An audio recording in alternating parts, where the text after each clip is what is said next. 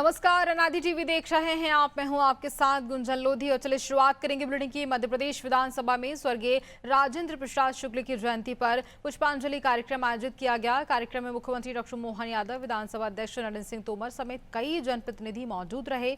Budget सत्र से पहले मुख्यमंत्री डॉक्टर मोहन यादव की अध्यक्षता में कैबिनेट की अहम बैठक हुई, जिसमें कई बड़े फैसलों पर मुहर लगी। साथ ही मुख्यमंत्री ने जहां संवेदनाओं से भरा एक ऐतिहासिक निर्णय लेकर राज्य की बेटियों के लिए एक बड़ी राहत प्रदान की है। मुख्यमंत्री की मानवीय पहल के चलते अब अविवाहित और विधवा तलाकशुदा बेटियां भी परिवार पेंशन की हकदार होंगी।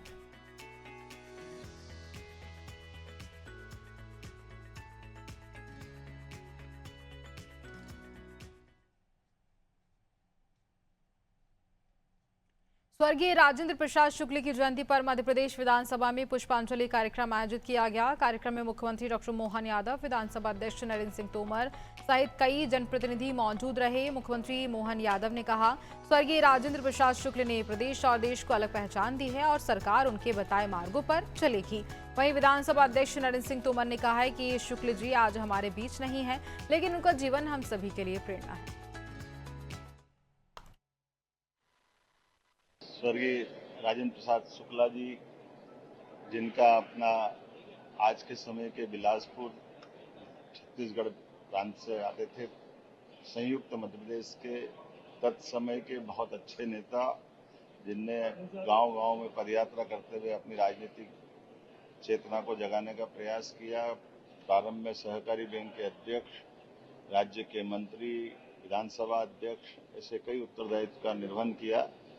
आज मध्य प्रदेश विधानसभा के इस सभागार में हमने उनकी जयंती मनाने का काम किया। मैं माननीय विधानसभा अध्यक्ष श्रीमान नरेंद्र सिंह तोमर जी को धन्यवाद दूंगा, जिन्होंने इस परंपरा को कायम रखा। जो शख्सियत हमारे राज्य के अंदर विधानसभा अध्यक्ष या मुख्यमंत्री या गवर्नर, इस तरह से जो प्रमुख भूमिका जिनने निभाई है, उन सबको स्मरण करना ये अच्छी बात है।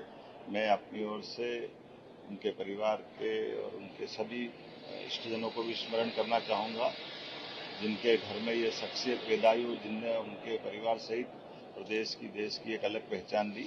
मैं बाबा महाकाल से कामना करता हूँ कि वो निश्चित रूप से उनके चरणों में ही होंगे, लेकिन उनके बताए कामों पे हमारी सरकार उस समय के लिए गए निर्णयों के बलबूते पर विधानसभा के अंदर और हमारी खास करके ये संसदीय कार्यप्रणाली की मजबूती आएगी, इस भावना के साथ।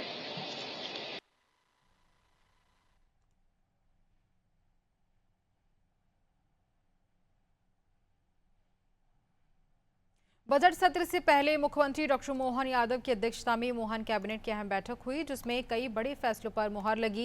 एमएसएमई मंत्री चैतन्य काशर ने फैसलों की जानकारी देते हुए बताया कि बालाघाट को नक्सल मुक्त घोषित किया गया है और अगली कृषि कैबिनेट बैठक बालाघाट में होगी, जिससे क्षेत्र के समग्र विकास को बढ़ावा मिलेगा। और वहीं प्रदेश में 51 लाख मीट्रिक टन से ज्यादा धान का उपार्जन हुआ है। साथ ही गेहूं का समर्थन मूल्य 2,585 रुपये प्रति क्विंटल तय किया गया है और गेहूं पंजीयन 7 फरवरी से 7 मार्च तक होगा। कैबिनेट बैठक में वन्य जीव संरक्षण पर भी चर्चा हुई, जिसमें जू के साथ वन्य जीवों के लिए रेस्क्यू सेंटर बनाने का काम भी किया जाएगा। इसके अलावा कैबिनेट ने पेंशन योजना 2026 को मंजूरी दी है, जिसमें अब तलाकशुदा बेटियों को भी पेंशन का अधिकार मिलेगा।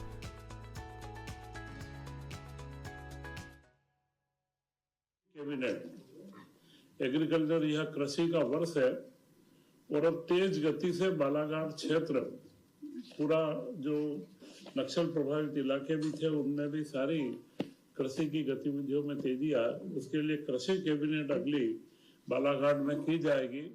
अभी इस बार पूरा का पूरा एक नियम 2026 बना दिया गया है, जिसमें न्यू पेंशन स्कीम पूरी लागू की गई है और इसमें महत्वपूर्ण बिंदु है पारिवारिक पेंशन।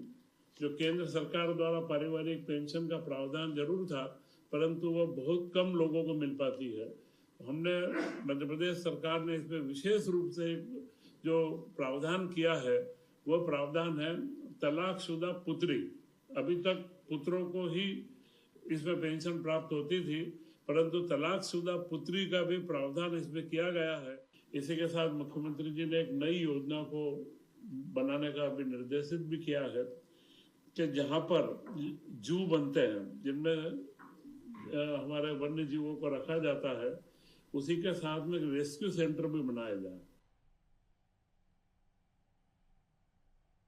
मध्य प्रदेश के मुख्यमंत्री डॉक्टर मोहन यादव ने जहां संवेदनाओं से भरा एक ऐतिहासिक निर्णय लेकर राज्य की बेटियों के लिए एक बड़ी राहत प्रदान की है।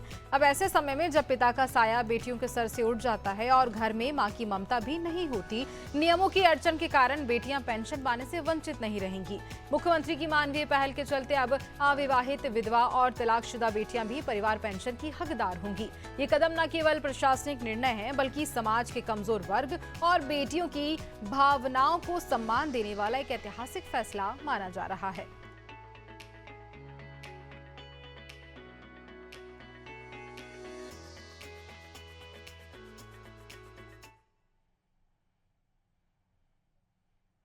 मध्य प्रदेश के मुख्यमंत्री डॉक्टर मोहन यादव ने कैबिनेट मंत्रियों को कई अहम विषयों को लेकर के जानकारी दी है, जहां उन्होंने बताया कि गेहूं का उपार्जन प्रारंभ हो गया है। 7 मार्च तक उपार्जन किया जाएगा। साथ ही मुख्यमंत्री ने कई विषयों पर अपनी बात भी रखी है। क्या कुछ कहा है उन्होंने, चलिए आपको सुनाते हैं। मध्य प्रदेश के मुख्यमंत्री डॉक्टर मोहन यादव ने कैबिनेट मंत्रियों को कई अहम विषयों को लेकर जानकारी दी है। उन्होंने बताया है कि गेहूं का उपार्जन प्रारंभ हो गया है। 7 मार्च तक उपार्जन किया जाएगा। साथ ही मुख्यमंत्री ने कई विषयों पर अपनी बात रखी। मुख्यमंत्री डॉक्टर मोहन यादव ने कहा, गेहूं उपार्जन का प्रारंभ हो गया है। यहाँ 7 मार्च तक गेहूं उपार्जन चलेगा।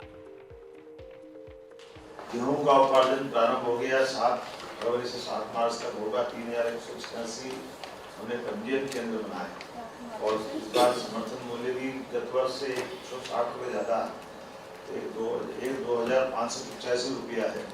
इसके पंजीयन निःशुल्क है और पंजीयन चालू हो गया, पंजीयन कराना है। मुख्यमंत्री डॉक्टर मोहन यादव ने मंत्री परिषद बैठक में इंदौर में सफेद टाइगर को लेकर कहा, प्रदेश में सफेद टाइगरों की संख्या बढ़ गई है। और एक खुशखबरी ये भी है कि सफेद टाइगर भी हमारे यहाँ फिर बढ़ गए। वो इंदौर से समाचार आया है, तो व्हाइट टाइगर हमारा वहाँ पे भी अच्छी इंदौर से समाचार सुनता है। मुख्यमंत्री डॉक्टर मोहन यादव ने प्रदेश में चीतों की संख्या बढ़ने को लेकर खुशी जताई। उन्होंने कहा कि मध्य प्रदेश में चीतों की संख्या बढ़ना गौरव की बात है।